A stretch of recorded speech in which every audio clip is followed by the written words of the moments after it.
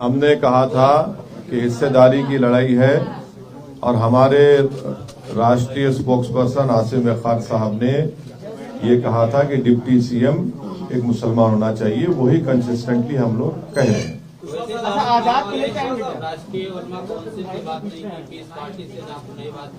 अभी आपने मोहम्मद मिश्रा साहब से सुना कि दरवाजे खुले हैं। ठहरिए, वक्त इंतजार करिए, मालूम होगा। पार्टी भी आ रही है आपके साथ जी, वीआईपी पार्टी भी आ रही है क्या? आपने बहुत सारी कोशिश कवायद की। आप जो है आखिरी मौके पर जो वैसे साहब के साथ आप आए हैं, ये विकल्पहीनता मजबूरी का गठबंधन है या पहले से आप इस पर काम कर रहे थे? नहीं, ये मजबूरी का गठबंधन नहीं है। जिस विचारधारा के हम लोग हैं, हम लोग पिछले 4 महीने से पिछड़ा दलित अल्पसंख्यक भाईचारा बनाओ सम्मेलन पूरे प्रदेश में कर रहे हैं। आपको अच्छी तरह से जानकारी होगी, आप लोगों ने हमें दिखाया हो या न दिखाया हो, लेकिन प्रदेश में अगर सबसे ज्यादा कार्यक्रम किसी पार्टी ने किए हैं तो जन अधिकार पार्टी ने किए। और हम सब लोगों ने एक दूसरे से सहयोग लेकर के पूरे प्रदेश में 4 महीने से चतुर्मासा में भी हम लोग नहीं बैठे, पिछड़ा दलित अल्पसंख्यक भाईचारा बनाओ सम्मेलन हम लोग कर रहे हैं। और जो हम कर रहे हैं, जिस विचार के आदमी हैं वो आपके सामने हम देख रहे हैं।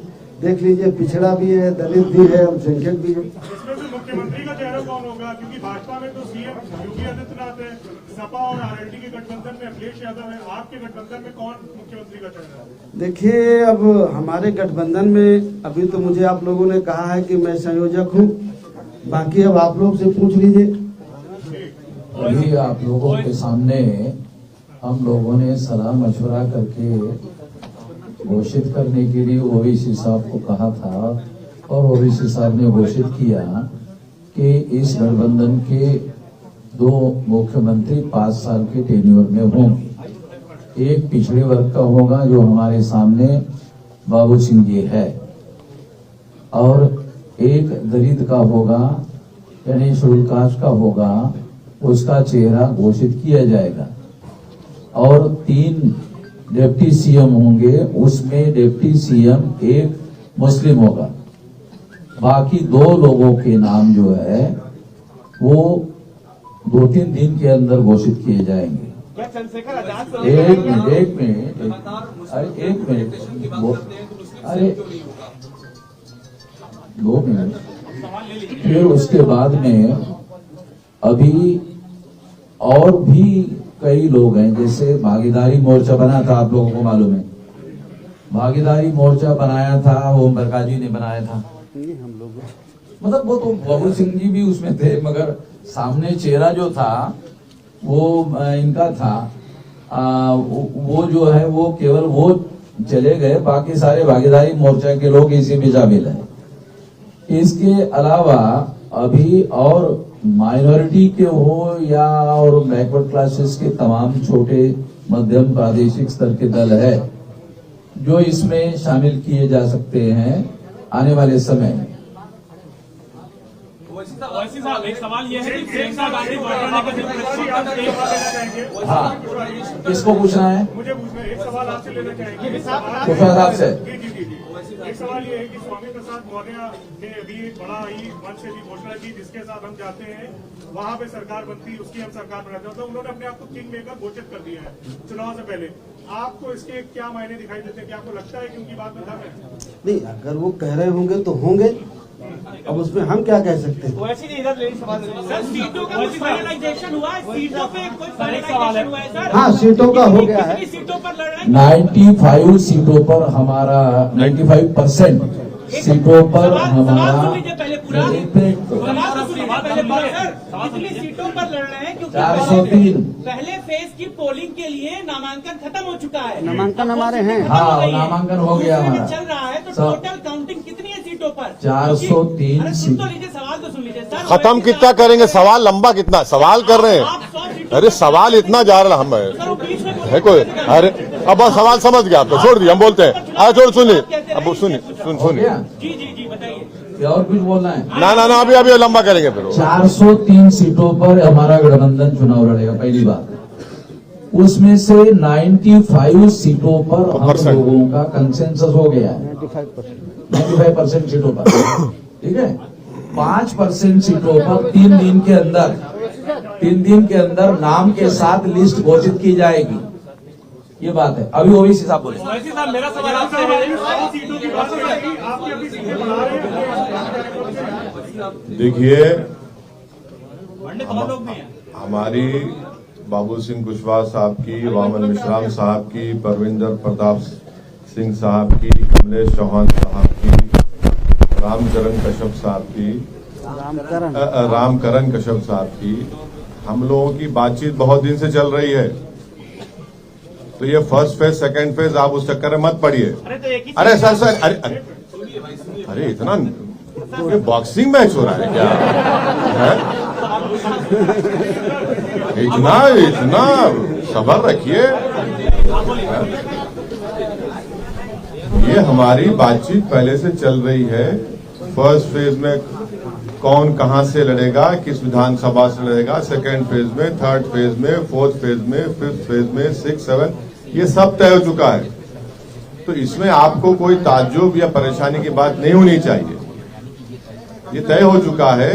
अभी वामन मिश्राम साहब ने और हमारे कन्वीनर साहब ने कहा कि 95% सीटों पर पूरा तय हो चुका है कौन कहां से लड़ेगा। हम कहीं नहीं जा रहे हैं। कि आपने कहा कि दलित सीएम और आपने कहा ओवैसी सीएम, सवाल ये मुस्लिम सीएम को नहीं, पहला और दूसरा क्या चंद्रशेखर को भी साथ में ले रहे हैं क्या? ये 2 सवाल एक साथ हैं। नहीं, अब ये अभी आपके सामने बोलेंगे हमको टेलीफोन आ रहा भाई, अरे बोलेंगे ना, चंद्रशेखर का हमको टेलीफोन आ रहा है तो हम बता देते हैं। बोल दो ना, सुन लो। चलो आप पूछ लीजिए। ओवैसी साहब, मैंने मुझे कुछ सुनाई नहीं दे रहा। वो एक एक करके पूछिए, एक एक करके। तौकीर रजा साहब ने कांग्रेस का मतलब दिया है। उन्होंने बोला है कि ओवैसी साहब को क्योंकि पूरे माहौल को देखते हुए और बीजेपी को क्योंकि हराना है, इसलिए उन्हें इन चुनाव से दूर रहना चाहिए, उत्तर प्रदेश के चुनाव से दूर रहना चाहिए, ऐसा वो कह रहे हैं। हाँ जी, उनकी राय हो सकती है।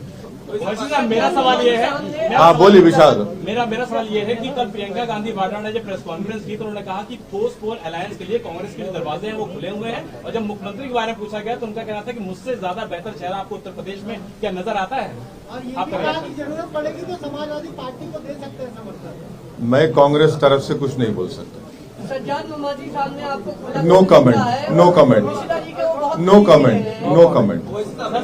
सपा कहती है कि 10 मार्च को भारतीय जनता पार्टी कहती है इस बार 325 प्लस। आप बताइए कि उत्तर प्रदेश के चुनाव में क्या होने जा रहा है?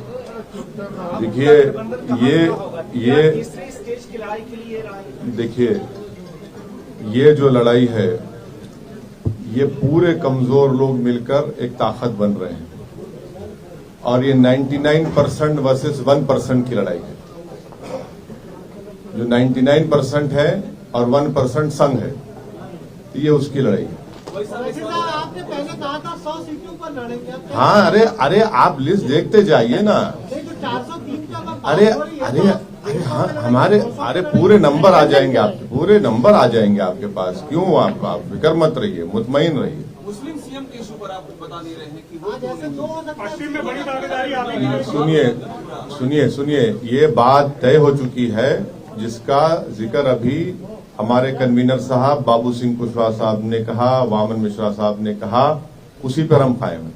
सर, आजम खां की अरे अभी रिहाई के हवाले से आजम खां की रिहाई के हवाले से आप आवाज बुलंद किए हैं। अब्दुल्ला आजम ने कहा है कि अगर हमारे सच्चे हमदर्द हैं तो उनको उनकी वजह से जो सियासी नुकसान हो रहा है उस पर देखते तो उनको अपना नुकसान किससे हुआ वो पहले समझ लें। उनको किससे नुकसान हुआ वो उस बात को समझ लें। कुछ ऐसी सीटें हैं जिसमें बाबू सिंह कुशवाहा जी की पार्टी और ना, नो, नहीं है, बिल्कुल नहीं है, सब क्लियर है। लेकिन पश्चिमी उत्तर प्रदेश में आरएलडी और सपा के ऐसे कैंडिडेट्स हैं जो कि सपा के भी नामांकन हो रहा है और आरएलडी का भी नामांकन हो रहा है। क्या सिर्फ पटोल की शुरुआत नहीं हो गई है? अच्छी बात है ना, मुबारक हो उनको। मुबारक हो। बल्कि उनका हसनपुर का जो कैंडिडेट है, माशाल्लाह से वो तो आरएसएस के हैं, और उनकी फोटो भी आई है। आपने और माशाल्लाह से जो लोनी के आरएलडी के कैंडिडेट हैं उनके ताल्लुक से कहा गया कि दिल्ली के नॉर्थ ईस्ट के राइट्स में भी उनका जिक्र खैर आ रहा है, वो बता दें वो भी। एक मिनट देखिए, जितने पॉलिटिकल पार्टी का और पॉलिटिकल पार्टी का आपने भी नाम लिया, क्या समाजवादी पार्टी ने इलेक्शन कमीशन ऑफ इंडिया को लेटर लिखकर ये कहा कि फिजिकल रैलीज अलाउ की जाए? सिवाय हमारी पार्टी के किसी एक पॉलिटिकल पार्टी ने इलेक्शन कमीशन ऑफ इंडिया को लेटर नहीं लिखा। मैं शुक्रगुजार हूं इलेक्शन कमीशन ऑफ इंडिया के चीफ इलेक्शन कमिश्नर का कि हमारी उनसे नोटिफिकेशन आने के 2 दिन के अंदर वो हमसे फोन पर बात किए। हमने उनसे रिक्वेस्ट किया कि सर आप कम से कम एक पॉलिटिकल पार्टी को एक विधानसभा में 500 लोगों के साथ फिजिकल रैली करने की इजाजत दीजिए, पूरा कोविड नॉर्म्स को फॉलो करते हुए। और फिर हमने यही बात को चीफ इलेक्शन कमिश्नर को लिखकर भी दिया। हमने कहा कि फ्री एंड फेयर इलेक्शन का मतलब यह है कि सबको एक लेवल प्लेइंग फील्ड मिले। तो आपको भी लिखकर देना चाहिए था, आपने क्यों लिखकर नहीं दिया? हमने तो लिखकर दिया है और हमको यकीन है कि इलेक्शन कमिश्नर उस पर गौर करेंगे और उस पर एक फैसला लेंगे। अब जब किसी पॉलिटिकल पार्टी को फिजिकल रैली की और पदयात्रा की परमिशन नहीं है तो फिर हमको जो कर सकते हैं वो करना पड़ेगा ताकि हमारा मैसेज, हमारा पैगाम जनता तक पहुंच सके। नहीं है, मगर हमारे ताल्लुका शिवपाल यादव साहब से पर्सनली हैं और रहेंगे इंशाअल्लाह। आज बीजेपी ने चुनावी रथ निकाला है, करीब सैकड़ों, जिसमें पोस्टर लगे हैं, एलईडी लगी हुई है। आपकी निगाह में चुनाव आचार संहिता का उल्लंघन है? अगर वो परमिशन नहीं लिए हैं ईसीआई से तो जाहिर एक्शन लेना चाहिए। अगर परमिशन लिए, मुझे नहीं मालूम लिए नहीं लिए। सर, इलेक्शन कमीशन ने जिस तरीके से कहा कि वर्चुअल रैली होगी, ऐसे में छोटी पार्टियां जिनके पास संसाधन नहीं है उस लेवल पे, वो क्या अपने मतदाताओं तक अपनी बात पहुंचाएंगे? उसका तरीका क्या होगा? और क्या आप इलेक्शन कमीशन से फंड की रिकमेंड करेंगे छोटी पार्टियां? इलेक्शन कमीशन से फंड करने का तो एक नया कानून बनाना पड़ेगा, वो अभी पॉसिबल नहीं है। मगर अब जो भी है जिस तरह से है उसको हमको देख के आगे बढ़ने की जरूरत है। एक सवाल ये है कि मुजफ्फरनगर में अभी तक की जो सपा आरएलडी की लिस्ट आई है उसमें कोई भी मुस्लिम कैंडिडेट नहीं है। क्या मुजफ्फरनगर दंगों में जो चीजें हुई थी उसको भरपाई करने की, मैनेज करने की कोशिश की जा रही है ताकि मुस्लिम कैंडिडेट ना हो वहां पे सामने? मेरा मानना यह है कि एक बहुत ही सोफिस्टिकेटेड तरीके से वहां पर अल्पसंख्यक समाज की पॉलिटिकल वॉइस को दबाने की कोशिश हो रही है।